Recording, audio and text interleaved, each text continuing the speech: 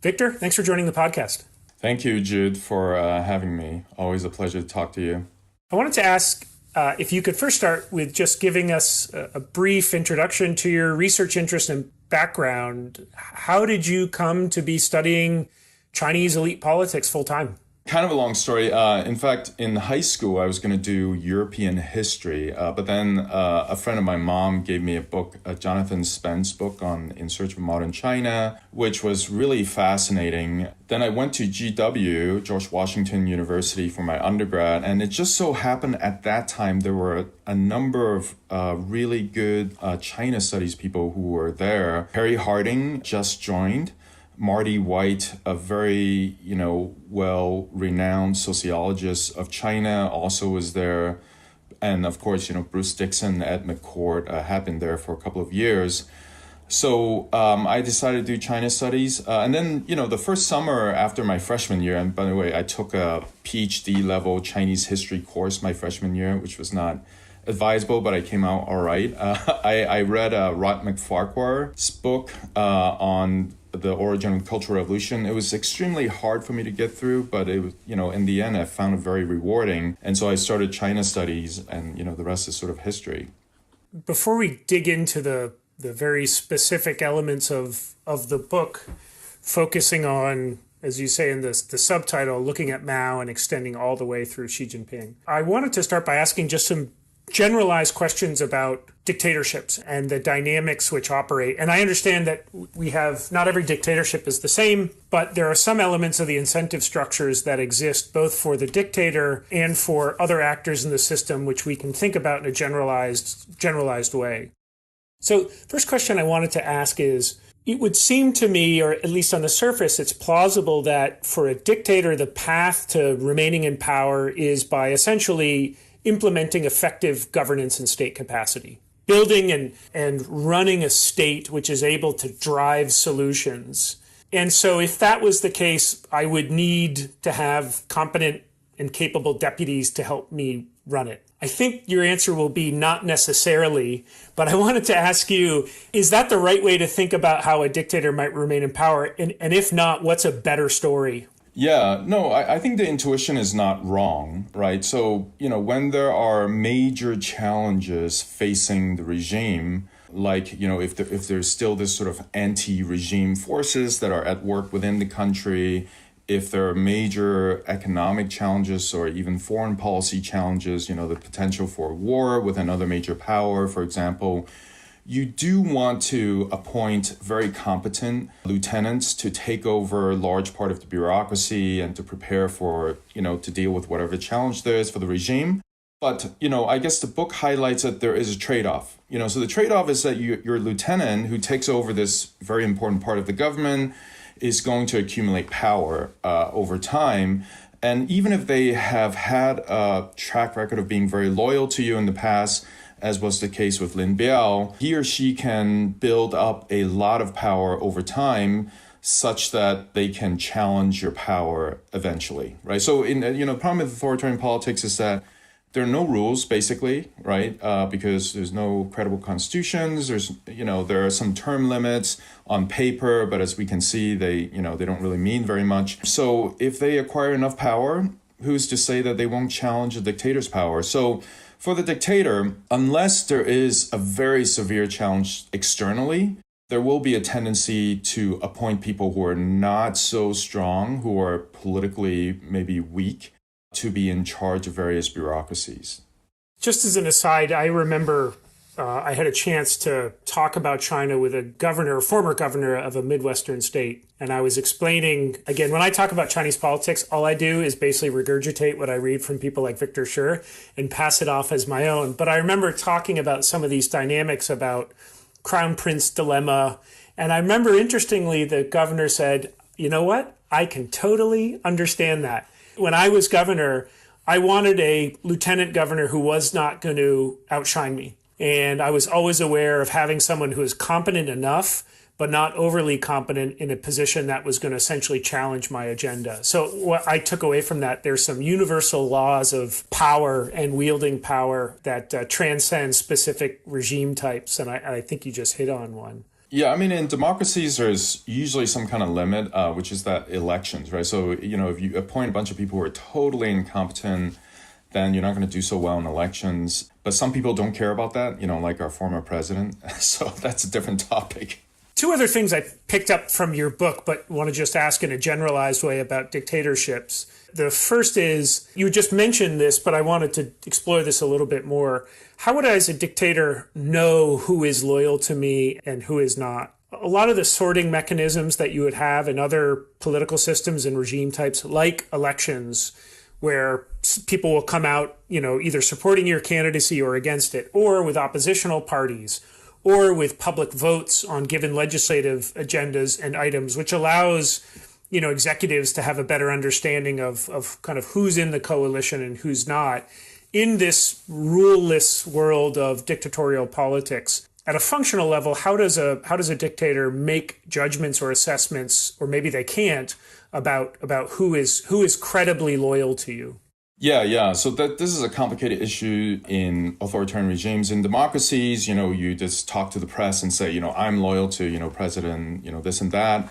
And that's credible because if you switch in the media, you say, oh, today I'm loyal to Biden, tomorrow I'm not.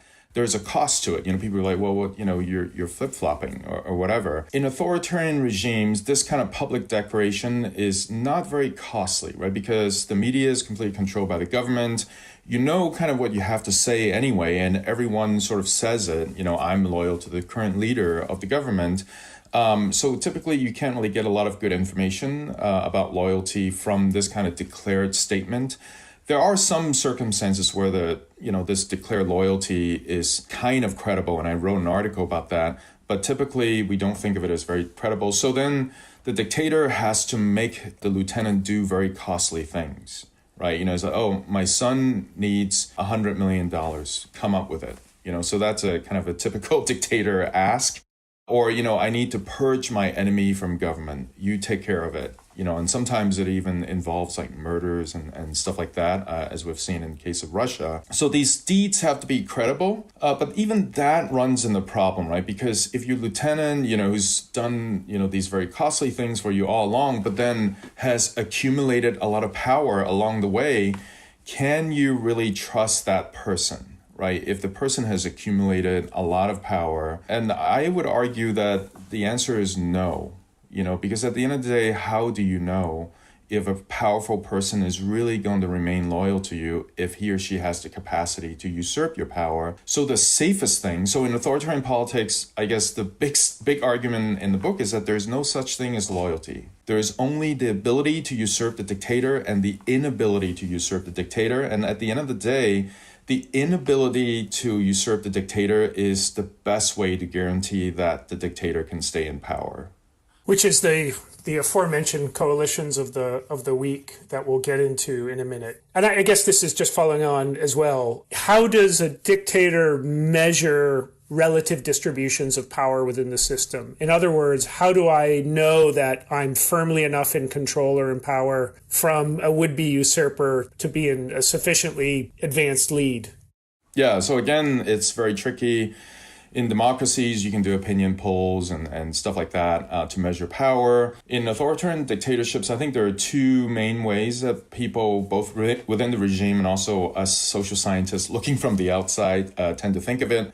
One is holding positions of power over powerful formal institutions.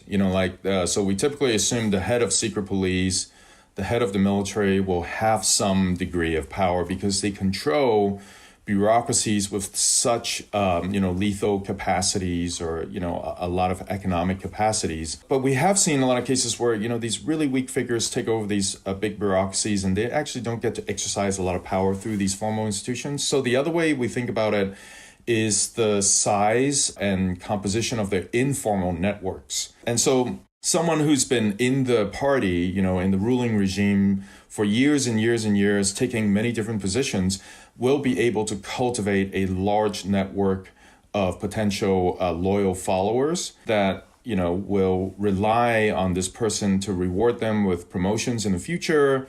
But then, this person can mobilize this large network in the event of a political struggle. So, as someone like that, would be quite powerful, and it's not someone that you really want to appoint in a senior and powerful position if you don't want to worry about being challenged all the time. In contrast, someone who's yesterday was an ordinary worker, and then suddenly you make this person the vice premier of China or some other country, the person will have no network whatsoever at the elite level. And in a sense, that's a very safe individual to appoint, although, this person's competence will be in question, of course.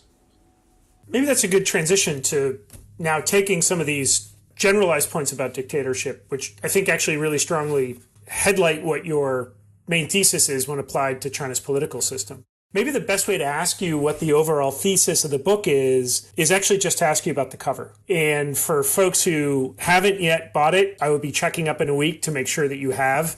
Those of you who have demonstrated loyalty by purchasing General Secretary Shi's textbook will know that on the cover of it is not what I would have thought for a book about power in China's political system. I would have expected a picture of Mao, I would have expected a picture of Xi Jinping, or just a sole picture of Deng at the center. But actually, there's a really interesting photograph of Ye Jianying and Li Xiannian along with Deng Xiaoping.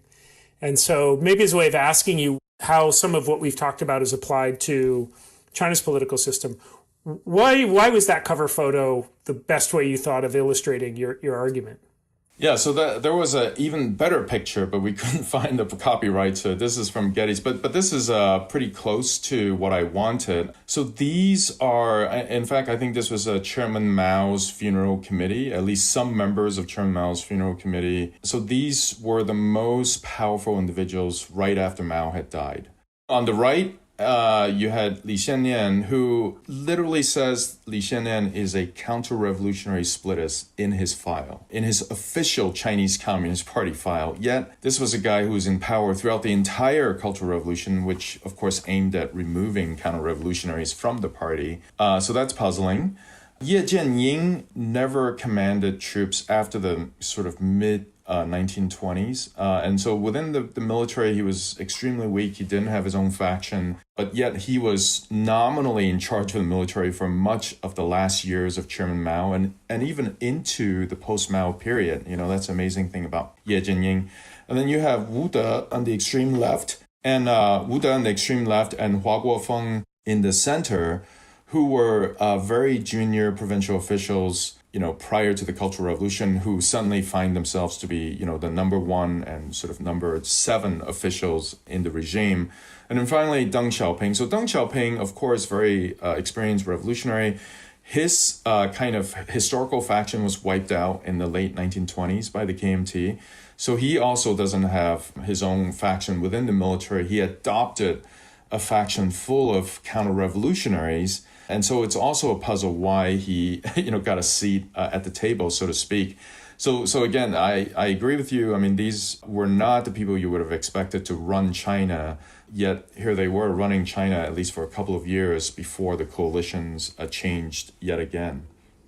So I think a surface level understanding of China's modern political history, focusing on the Mao period, would argue that Mao was able to wield such effective power because he had this extraordinary revolutionary charisma, credentials, and that it was really his spiritual mobilizational efforts that were able to arouse the masses.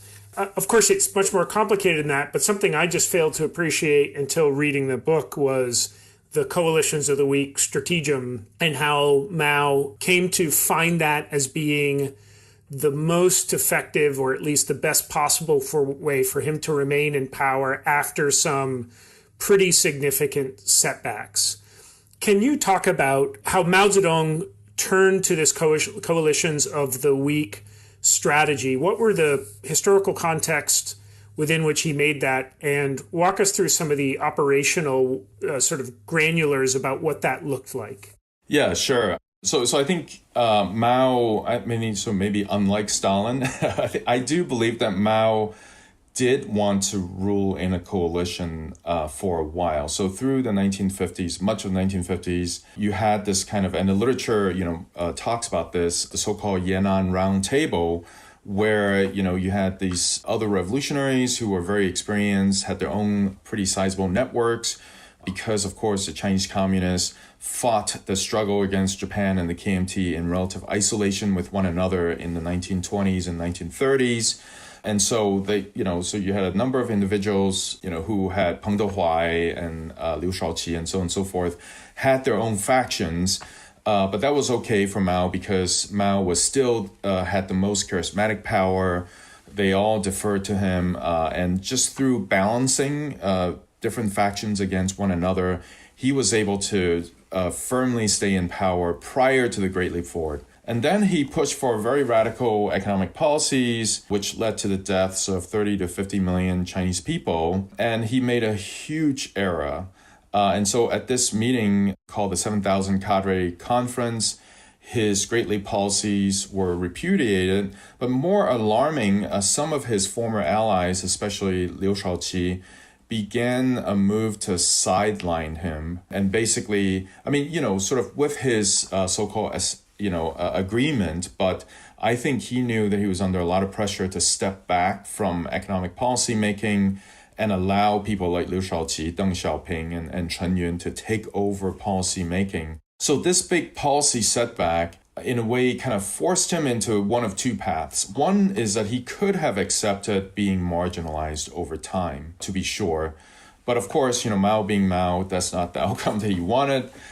So what he did was to begin planning for a wholesale purge of his powerful colleagues, the colleagues with the dense networks of followers in different ministries and provinces around China. Most of them had to go. And then at first he wanted to promote one of his loyal followers. So then he switched to a kind of a factional. So he went from power balancing to factional strategy, where Lin Biao became his right-hand man and would be the successor of China. But ultimately, what happened was Lin Biao himself accumulated too much power, especially in the military, so that he could not trust Lin Biao. And then finally, unfortunately, he was prepared for, this Lin Biao problem. He cultivated a bunch of weak officials just in case. And it turned out that he needed these weak officials. So then the full coalition of the weak strategy came into play. And the coalition of the weak strategy is you promote either historically very tainted officials, in this case, the Fourth Front Army veterans who were all labeled as counter-revolutionaries back in the 1930s, because they literally split with the Central Committee. In the middle of the Long March, Mao wanted to go north, these people wanted to go south. And so they split the Communist Party in half, which is really the worst thing you can do in any kind of communist movement, is to split it. So they all were labeled as counter-revolutionaries. Mao promoted these people within the military to balance against Lin Biao. And then on the civilian side, these radicals who helped Mao launch the Cultural Revolution were also being promoted, although some were also being sacrificed because there were many of them and it didn't really matter if you sacrificed a few of them. So the coalition of the weak was in place when Lin Biao began to show a streak of resistance against Mao in 1970. And so Mao was in a place to purge Lin Biao. So right before Lin Biao fled and his plane crashed, Mao was getting ready to purge him. So because he had the confidence of the coalition of the weak. Skipping over a full decade of Chinese politics to get to the Deng era, I wanted to ask about coalitions of the weak in the 1980s, or I guess starting in the late 1970s and 1980s. It would seem on the surface you could argue that Deng, in fact, did not deploy a coalitions of the weak strategy, and in fact use the creation of a coalition of highly competent, revolutionary credentialed individuals through rehabilitating them in the late 1970s and early 80s, bringing them back into power, that in fact he was deploying an opposite strategy of power sharing through, again, rehabilitation of these deeply competent and credentialed cadres. Am I getting that wrong? Is there still a coalitions of the weak strategy that you see as operative in the 1980s? Yeah, so in the 80s, I would say it was a plural, coalitions of the weak, whereas Mao cultivated one coalition of the weak. So the exact mechanism also explains why Deng Xiaoping became the sort of first among equal leader in the 1980s. And that's something that actually I think the literature never adequately explained, because in the 1980s, if you just talk about revolutionary credentials, there was still a large number of people with similar credentials as Deng Xiaoping, people like Peng Zhen, and so there was Peng Zhen, Bo Yibo, Chen Yun, and of course Deng Xiaoping. So why Deng Xiaoping? So the interesting backstory of Deng Xiaoping is, again, his personal faction was destroyed by the KMT in the early 1930s. So he was kind of factionless for a while. He was very loyal to Mao. After the Long March, after the big split of the Fourth Front Army, Mao didn't want to expel everyone in the Fourth Front Army from the party because they were fighting the Japanese, and you really, didn't want to expel, over half of the party, although many of them were killed off, as I tell in the book, from the party. So what he did was Zhang Guotao, who was the leader of this renegade faction, defected to the KMT. So the faction was leaderless. So he appointed Deng Xiaoping to be in charge of much of this renegade faction. So the loyalty of the Fourth Front Army was split between people within the faction like Li Xiannian and Deng Xiaoping himself. So at the end of the Mao period, there were no other viable factions in the PLA except for the Fourth Front Army. So Deng Xiaoping sort of was the obvious leader of the country because he had the at least divided loyalty of such a big part of the PLA. The problem for Deng was that the PLA was dominated by these Fourth Front Army people. And the Fourth Front Army, even though they had a tainted status, could have challenged his power because there was just no one else around.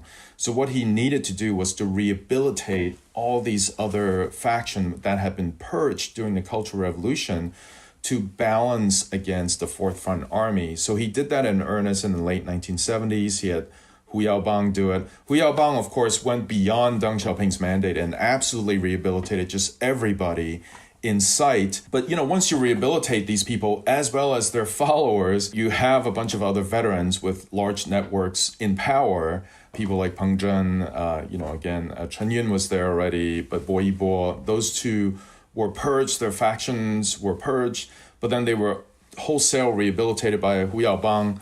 And so Deng had to share power with these people because they were rehabilitated, that even their followers were rehabilitated. And Mao started the rehabilitation, but Mao knew not to rehabilitate their followers, just rehabilitate the heads of a couple of factions. So he had to share power. And so this is why there were multiple coalitions of the weak. So then these old guys are rehabilitated, they enjoyed power, but then they were getting old. We're like, oh, well, who should we have to succeed us?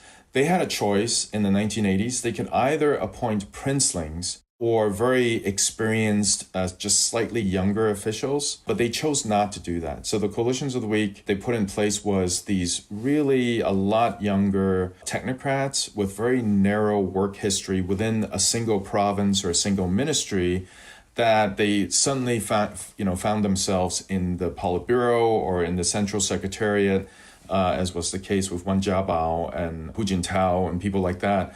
So they had very small networks. They listened to the veterans. They obeyed what the veterans told them to do. And that created a kind of I wouldn't say political vacuum, but, not an especially strong leader after the passing of the veterans in the mid-1990s. And you had this kind of stable power equilibrium until the arrival of Xi Jinping. Just as a follow-up question, why did Princelings not consolidate more power in the 1990s with the death of some of these veterans? Also, of course, Deng Xiaoping's movement from old age to death, after the Southern Tour and then dying in 1997. Of course, it was, Chen Yun who said, we've got to make sure sufficient number of our kids are in power to make sure that the system survives and prevails. Why didn't Princelings seize on that, and why weren't they able to consolidate power? Yeah, so I think Chen Yun certainly tried. And I mean, to be sure, the Princelings did very well in the first half of the 1980s. I mean, these were people who were Red Guards in many cases during the Cultural Revolution and did not go to college in other cases. But they very quickly got their degrees or whatever accreditation they needed. And they very quickly were put into so county level and prefecture level positions. So they did extremely well compared to ordinary people, certainly. But then at the kind of vice ministerial, vice provincial level, they began to run into resistance. The officials at the provincial level and in the ministries, they knew the Princelings were trouble because they're very densely networked. They had their own cohort of other Princelings in the military. Some of them began to go into commercial world, so they had money, they had military power. They certainly would meddle in the affairs of a province or in the ministries. So there was a real pushback against the Princeling in the late 1980s. Of course, by the mid-1990s, the veterans, many of them had passed away or retired. So that opened the field more to the Princelings, but by then they became too old because in the 30s, which is roughly the 1980s, it would have been a great opportunity for them to get to the vice ministerial level, which would have set many of them up very nicely for Politburo seats or even Politburo Standing Committee level positions. But by the 90s, when the resistance against them weakened, they were in the 40s or even 50s in some cases. So in a sense, it was too late for them to join the rat race to the top. A few Princelings were smart. They left Beijing. They're like, well, the competition within Beijing is just too intense. So let me go to Liaoning province or Hebei province to a county, keep a low profile, cultivate a network of followers in these kind of provincial places where they serve. And those people ended up doing quite well. And of course, they included Bo Xilai and also Xi Jinping. This might be a stupid question, but in the 1990s, did it also feel like market power was a preferable objective to political power? Or that it really that sort of markets over politics after 1992? Although I think, and the book doesn't really sort out the kind of causation because, it's just very difficult. Because what happened was a large number of Princeling had this kind of black mark during the Cultural Revolution. So, they started as conservative Red Guards in Beijing, which although a lot of time they spent defending the power holders at the time at the behest of Zhou Enlai, they also went around ransacking people's homes and beating up their teachers and so on and so forth.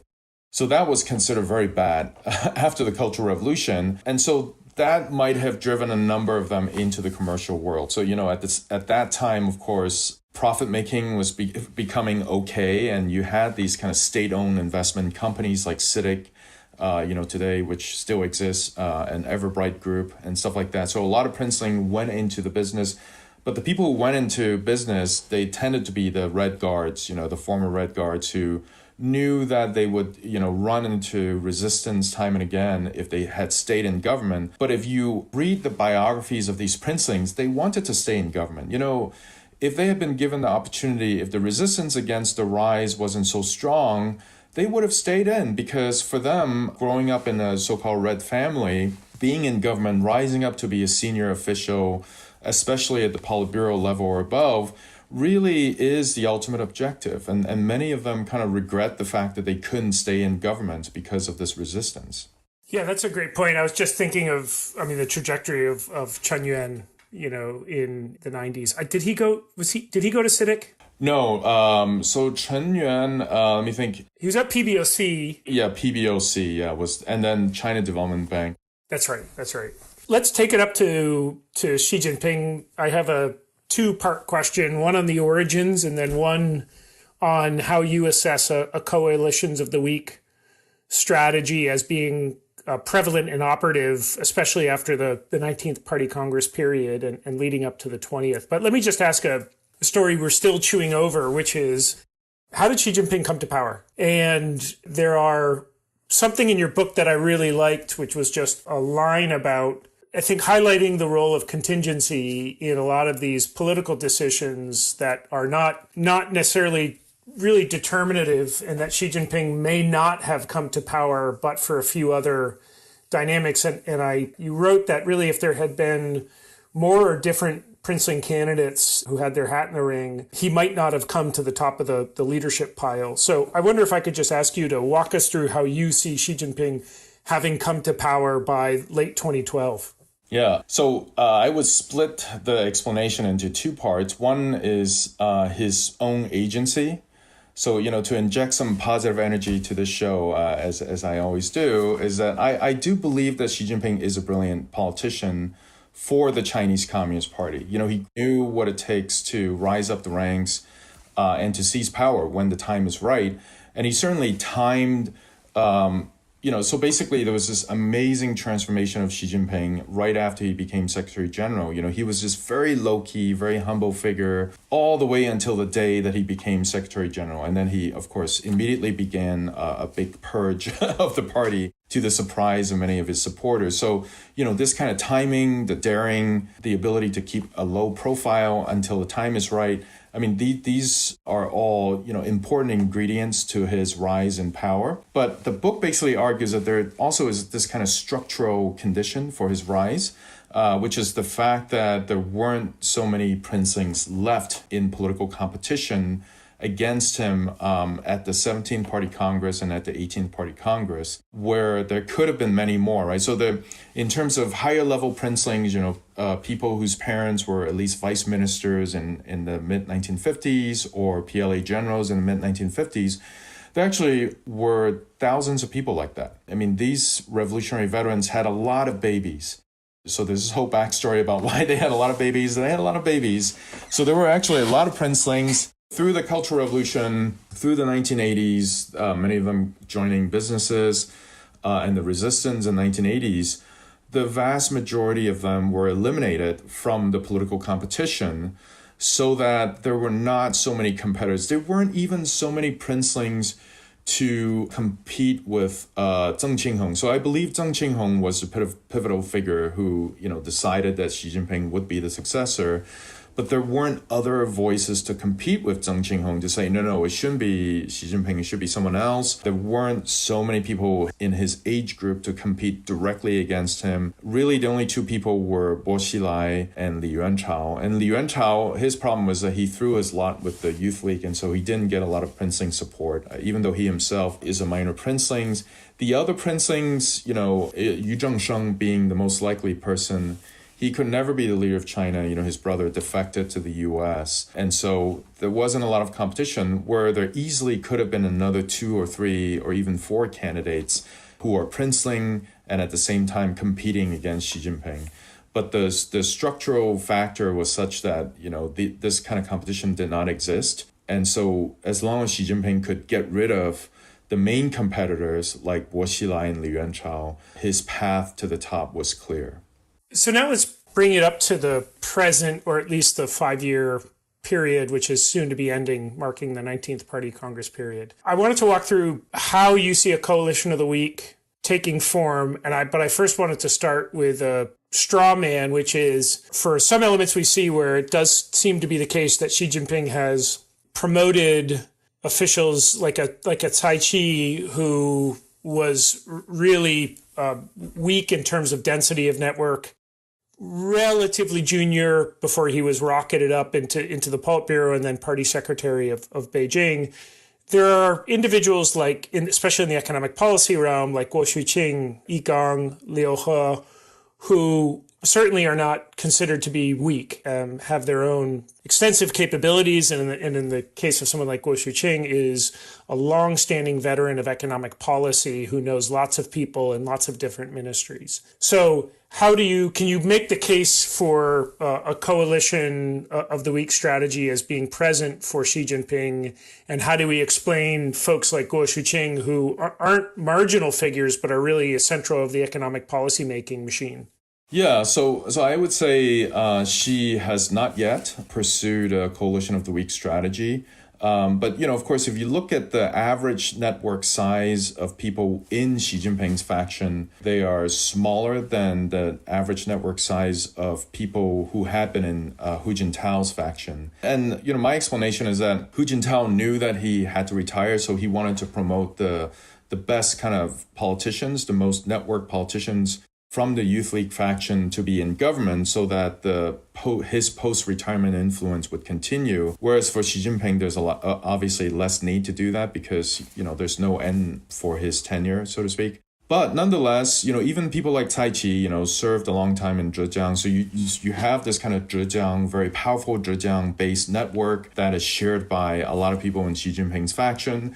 There's another tendency in his faction, these people from Western China who have pretty dense networks with each other. So I wouldn't say they're totally weak because these are very seasoned provincial officials. They still have their own networks. And in fact, Liu He, I would say, in terms of political networks, he's among the weaker ones in Xi Jinping's faction because his career, he never served as a provincial leader. And his career was pretty monotonous, in the State Planning Commission and then in the sort of information bureaucracy. So that's relatively narrow before he became vice premier of China. But of course, Wang Huning is maybe the first of many examples of coalition of the weak. I mean, Wang Huning, in terms of network size, truly is a very weak official. He had been a think tanker his entire career until he became a Politburo Standing Committee member. So he really is the, most weakly networked official we've seen since the Mao period. In the Mao period, you had people like Wang Hongwen and people like that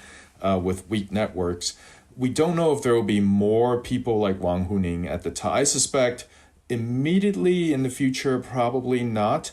But as Xi Jinping moved to sort of the latter half of his second decade, so at the 21st Party Congress and going into the 22nd Party Congress, the need for a coalition of the weak will increasingly be apparent because what happened to Mao is, the initial group of people was not so problematic, but then as you get further along, even some of Mao's own followers like Lin Biao, like Huang Yongsheng, Li Zuopeng, they began to accumulate power. So the people who are going to get promoted into the Politburo and the Politburo Standing Committee at the 20th Party Congress, I think they will begin to accumulate power in expectation of a potential transition sometime in the future, and that's when the problems will begin. So let me pick up as a final question, but a really important one, Victor, and one that many are discussing right now, which is, are we seeing shifts or deteriorations in Xi Jinping's relative power right now, given some clear hurdles or hiccups on the economic policy front? We've got this pretty significant slowdown in China right now. Contributing to this, of course, is some policy choices around COVID, but also we have, a very weak global growth environment. The United States itself is in pretty rough shape with inflation, about to see some major interest rate hikes and prospect of recession. So not all of this is on Xi Jinping in terms of where China's economy is, but nonetheless, you've had a series of pretty visible missteps on the foreign policy front, on the domestic economic front. You've got some real challenges around defrothing or de-risking the real estate sector, which is not going very well for Beijing. And so it's led to speculation that dynamics on the ground are empowering certain individuals. Of course, the one that's been put out a lot is Li Keqiang. I find this hard to believe or stomach, but nonetheless, it's out there. So I wanted to ask, how are you assessing Xi Jinping's the relative amount of power Xi Jinping has? I've got a follow-up question, which is kind of looking to the post-20th Party Congress, but let me just get your assessment now. So, when leaders make decisions, usually is out of kind of two, maybe three considerations. One is like their original worldviews, it's like kind of their mental framework, their own, and number two is kind of their own cognitive ability. And then number three is the kind of information they are receiving. The problem in a dictatorship is that, the first two kind of variables can be good or bad for leaders in any kind of situations, right? People can have the wrong mental framework in any kind of regimes or political system. We've certainly seen a fair share of that in the US. Cognitive ability also, some people are brilliant politicians, but they can't really think about economics very well. But finally is the information that they're getting. Here is where I think things could be getting worse as Xi Jinping becomes more powerful, as he reveals himself to want to be a dictator of all of China. Because Xi Jinping has told all the officials in China that they must maintain 100% agreement with the central government. But what if they find policy outcomes are at odds with existing policies or existing thinking? Do they dare to tell Xi Jinping that, actually, sorry, this is wrong. We have to change policies. What I read about what Li Keqiang has done in recent months is that it's not so much that he's opposing Xi Jinping's power, is that he, among very, very few officials in China now, are willing to show a different set of information to the top leader. It's like, well, actually, things may not be doing so well. Our private businesses are suffering. We should do something about it. And this, by the way, is not a challenge to your power, because we all agreed at the 19th Party Congress that we must nurture private businesses. So this is just following that line. What I fear for the 20th Party Congress and beyond is that there won't be anyone left willing to do that. Right? So you just have a bunch of toadies, so to speak, whose entire career depend on Xi Jinping. I mean, you see this in Cai Qi's example. Like Xi Jinping said, I don't like so much traffic in Beijing. These kind of markets, wholesale markets, should leave Beijing. The bars, their signs are too bright and stuff. These are all things, of course, that are great for Beijing's economy, but Cai Qi didn't care about it, removed everything. So this is the kind of policy making that will be even more common potentially in the future than is the case today. But at least for now, you have people who are willing to bring different information to Xi Jinping, which makes it sort of okay. You do see some course correction. It takes a while for it to happen, because basically, even someone like Li Keqiang, they can't ex ante tell Xi Jinping that, oh no, this is the wrong policy. They have to wait until some very bad data manifest. Then they take the really bad data to Xi Jinping and say, I'm not saying you're wrong, but look at the data, or something like that. The final question is, thinking out beyond the 20th Party Congress to, you had mentioned earlier, when we think out to the 21st Party Congress, that's when you think Xi Jinping will really have to be putting into practice a coalition of the week strategy with more prominence. I wanted to ask, how does in 2027, at the 21st Party Congress period, how does a coalition of the week strategy affect governance performance? The reason I'm asking this is, in the period after the Great Leap Forward, China was relatively isolated from the global economy. What happened in China's political system certainly had implications for the outside world, but they weren't significant. The Cultural Revolution did not have global contagion effects. It was relatively isolated. Even in the 1980s, again, as a percentage of global GDP, China was very limited. Now, of course, China is a significant contributor to global growth. It's integrated into every nook and cranny of global governance and the global economy. What happens in China's domestic political system doesn't stay there.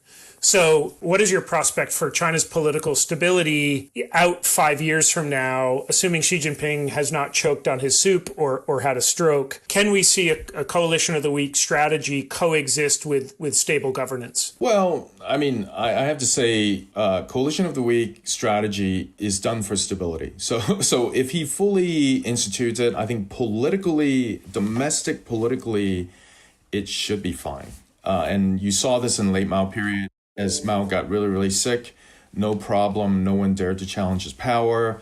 So things were incredibly stable until he passed away. Then, a few months later, there was a military coup and so on and so forth. But the quality of policymaking is what I think we have to worry about. So, in terms of economic policies, we are seeing some of this dynamics manifest already. This problem of no one dares to bring negative data to Xi Jinping until it gets really, really bad. Then finally, someone like Li Keqiang probably, is willing to bring some of this data to Xi Jinping and try to very gently correct the course of policymaking. This tendency will become worse the more there is a coalition of the weak in power. And also policy making will kind of de-institutionalize, right? So you kind of see this, like at the beginning of Xi Jinping's rule in his first 5 years, he attended a lot of meetings, a lot of leading group, a lot of Politburo meetings. That is declining over time, at least according to the publicly available data that we have, ever so gently declining.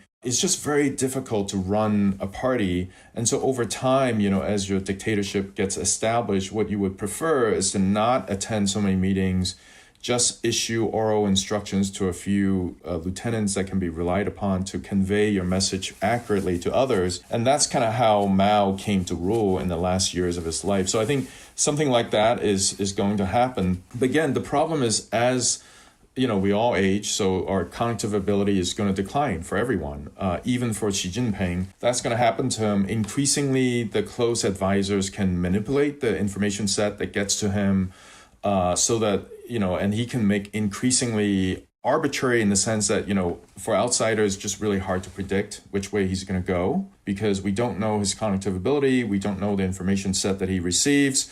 So these arbitrary decisions, especially economic decisions, will be made, and that could create big surprises to investors. And again, we have seen some of this already. The tech crackdown. Who knows how that happened? I really believe someone showed him some unnecessarily negative information about the tech sector, causing him to make these pretty drastic decisions. There will be a lot more of this going into the future. And then, of course, the ultimate worry is in the geopolitical kinds of decision making. What kinds of information will be shown to him. But I think, if he's a good politician the way that Mao is one, he should know that there is some kind of trade-off, right? So if you have a lot of geopolitical ambitions, you will have to delegate to people who are very capable to prepare the military, run diplomacy for you. They will become more powerful. And if you don't want that to happen, then you try to make alliances with superpowers so that you don't have to worry about foreign policy. This is kind of what Mao did, right? He made an alliance with the US and say, foreign policy is just a huge can of worm. I don't want China to be so isolated as I get older and older. So I want to improve the foreign policy situation for China so that Mao could fully pursue the coalition of the weak. Yeah, that's really great. I mean, that final point you made, Victor, is probably a follow-on podcast of understanding how power dynamics and internal regime decision-making and personnel dynamics have spillover effects for how leaders think about foreign policy strategies. I suspect, by the way, the movement towards some sort of coalition with Russia prior to the invasion was an attempt by Xi Jinping to settle down some of the strategic environment. Of course, he was probably not counting on a Russian invasion gone this wrong, and so he's added more volatilities, not subtracted them. Victor, this has been really fascinating discussion, and I have to say to folks who have not read this excellent book, we have touched on about 0.03% of what is in the book. So this is not only, I think, a really essential manual for understanding political dynamics at work today, and as all great books, injects a framework into your thinking rather than just a bunch of discrete anecdotes. This, I think, for me, has given me a new framework for how to think about political dynamics moving forward. But I should also say, this is just a wonderful historical tract, which, if you're trying to understand the dynamics at work and the development of Chinese politics over the last century, this is really fantastic. The key is to skip the first chapter after the first 6 pages. So you read the first 6 pages and then you skip the rest of chapter 1, then you start reading in chapter 2. Then it becomes a very readable historical. Having read it cover to cover, I will say it is very readable all the way through. But yes, for those of you who want to skip over any methodological discussions, Victor's recommendation might want to be heeded. Nonetheless, the book is Coalitions of the Weak, Elite Politics in China from Mao's Strategem to the Rise of Xi. The author is Victor Scher. Victor, thank you so much for your time, your insights. I know you've been working on this book for a long time in between publishing paper after paper, teaching classes, but it has definitely been worth the wait. So thank you very much.